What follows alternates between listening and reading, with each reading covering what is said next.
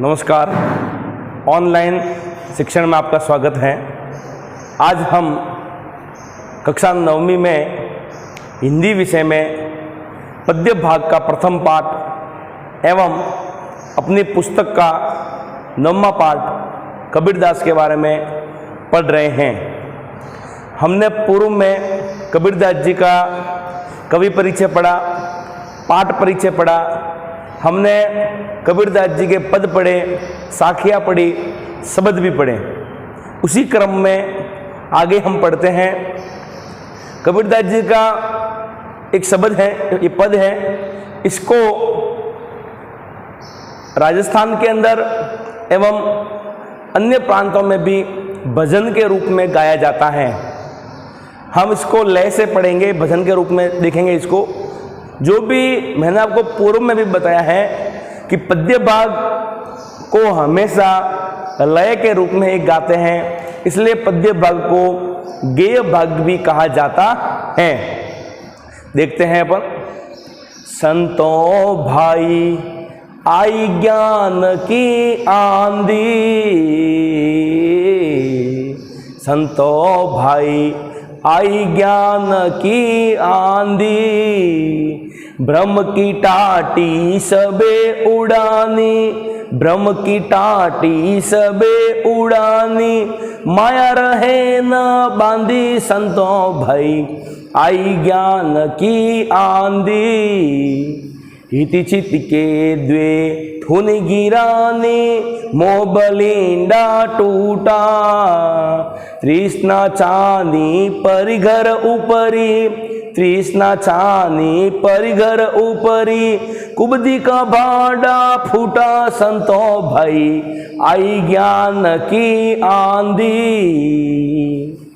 जोग जुगति करी संतों बांधी, निर्जु छुवे न पानी, कूड़ कपट काया का निकस्या, कूड़ कपट काया का निकस्या, हरि की गति जब जानी, संतों भाई आई ज्ञान की आंधी, आंधी पीछे जो जल बूठा, प्रेम हरि जन बीना, कहे कबीर भान के प्रगटे, कहे कबीर भान के प्रगटे, उदित भया तम खिना, संतों भाई आई ज्ञान की आंधी। इस प्रकार से हमने इसको लय में गाया। अब हम इसका अर्थ देखते हैं। संतों भाई आई ज्ञान की आंधी। कबीरदास जी, जैसे हमने पूर्व में बताया, भगवान के भक्त थे, लेकिन वो निर्गुण पंथ के थे। कबीरदास जी कहते हैं कि संतों भाई आई ज्ञान की आंधी, कि हे संतों, हे सज्जन पुरुषों, हे साधु पुरुषों, ज्ञान रूपी आंधी अब आ गई है।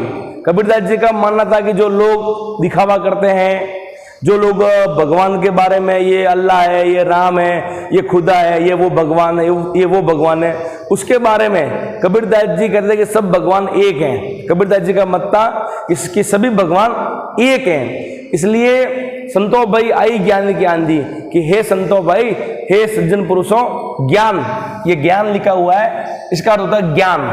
हे संतों, ज्ञान रूपी आंधी आ गई है। अब ज्ञान रूपी आंधी के आने से अब क्या होगा कि ब्रह्म की टाटी, टाटी यानी बांस, कबीरदास जी ने एक दृश्य हमारे सामने खड़ा किया है।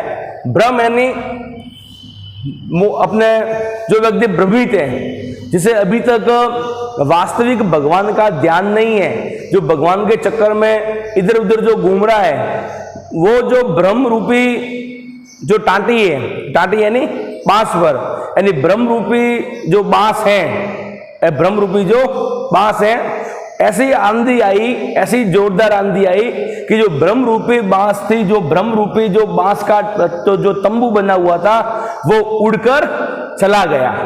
आंधी आने से ब्रह्म रूपी बांस का जो तंबू था वो उड़ करके चला गया। माया रहे न बांधी, जो व्यक्ति माया को बांध कर रखना चाहते थे, माया यानी धन दौलत, जो व्यक्ति माया को बांध कर रखना चाहते थे, लेकिन उनके पास भी माया बंदी नहीं रही, क्योंकि आंधी के आने से वो माया भी उड़ करके चली गई।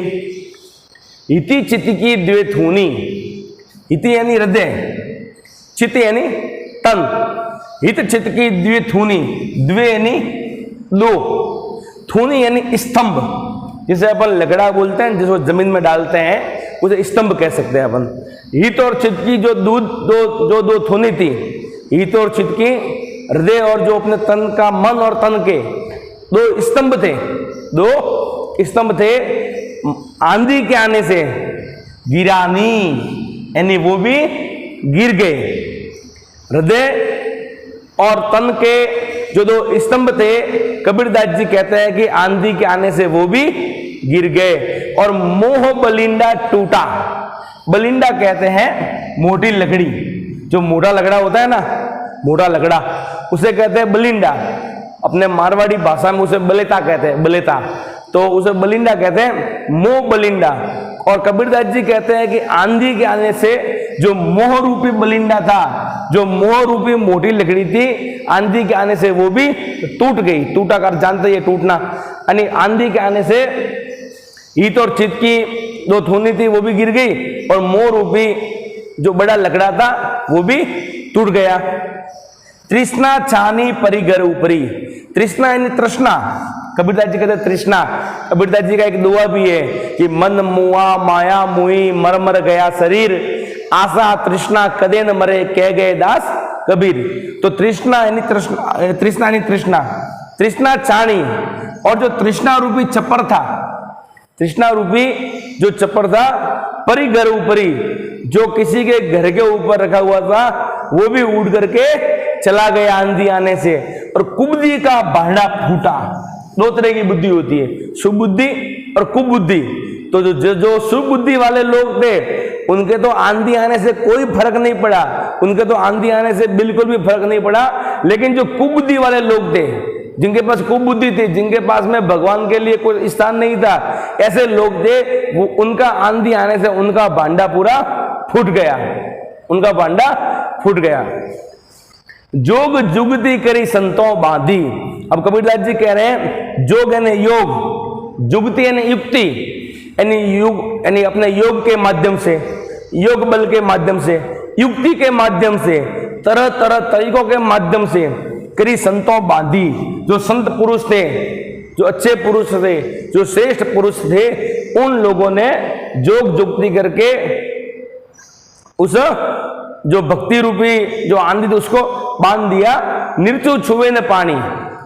अब उनको ऐसा बांधा कि आंधी के साथ में बारिश भी आती है, तो बारिश भी आई, लेकिन बारिश उनके टेंट के ऊपर भी गिरी, उनके तंबू के ऊपर भी गिरी, लेकिन निर्चु छुए न पानी, लेकिन ऊपर से बिल्कुल भी पानी का बूंद नीचे नहीं गिरा, क्योंकि उनके पास में भक्ति थी। और जिनके पास में भक्ति नहीं थी तो वो तो आंधी आने से उड़कर चले गए, जिनके पास में भक्ति है वो आंधी आने से बच गए। कूड़ कपट काया का निकस्या, और उसमें कूड़ कपट, कूड़ यानी झूठ, कपट यानी किसी के, यानी कपट यानी किसी के लिए हम छलावा करते हैं, छल करते हैं, यानी उसे छल कह सकते हैं। कूड़ कपट काया का निकस्या, काया यानी शरीर, जिनके अंदर कूड़ था, कपट था, ऐसे जो लोग थे वो लोग अब शुद्ध होने लगे, क्योंकि आंधी आ गई थी। और हरि की गति जब जानी, हरि यानी भगवान, हरि यानी भगवान, ईश्वर, प्रभु, तो हरि की गति जब जानी, अब उन लोगों को मालूम पड़ गया कि हकीकत में भगवान कौन है। क्योंकि आंधी आने से जो लोग बच गए थे उनको भगवान के बारे में मालूम पड़ गया, उन्होंने भगवान की गति यानी भगवान का जो पूरा सिलसिला उन लोगों ने पहचान लिया। आंधी पीछे, और आंधी आई, आंधी के बाद बरसात भी आई, बारिश भी आई, और आंधी के आने के बाद में जो जल बूठा, यानी जो जल वहां पर गिरा, यानी मेघ के रूप में, बारिश के रूप में, आंधी आने के बाद जो जल वहां पर गिरा उसमें प्रेम हरिजन बीना। उसमें कौन भीगे? जो आंधी के बाद जो बारिश आई थी उसमें कौन भीगा? यानी प्रेम, एक तो जिसके अंदर प्रेम था, ऐसे मनुष्य जिनके अंदर प्रेम है, जिनके अंदर भगवान के प्रति प्रेम है, जिनके अंदर मनुष्य से मनुष्य के प्रति प्रेम है, मनुष्य का मनुष्य के प्रति प्रेम है, ऐसे लोग।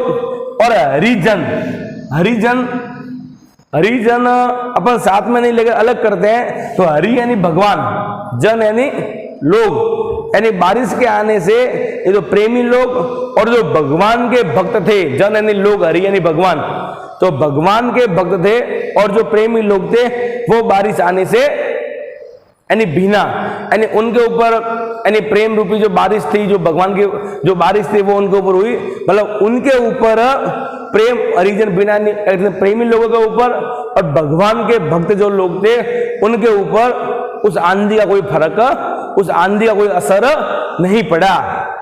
कहे कबीर भान के प्रगटे, भान यानी सूर्य, भान यानी सूर्य, भान, भानु अपन कह सकते हैं। कहे कबीर, कबीरदास जी कहते हैं कि भान के प्रगटे यानी आंधी आने के बाद में, बारिश होने के बाद में जो सूर्य उदय हुआ, जो सूर्य उदय हुआ, उदित बया तम खीना, खीन यानी छीन लिया, तम यानी अंधेरा, यानी आंधी आने के बाद में ऐसा सूर्य उदय हुआ, ऐसा सूर्य उदय हुआ कि अपने चारों ओर उजाला ही उजाला हो गया, चारों ओर प्रकाश ही प्रकाश हो गया, और जो अंधेरा था, अंधेरा वहां से एकदम छीन लिया गया।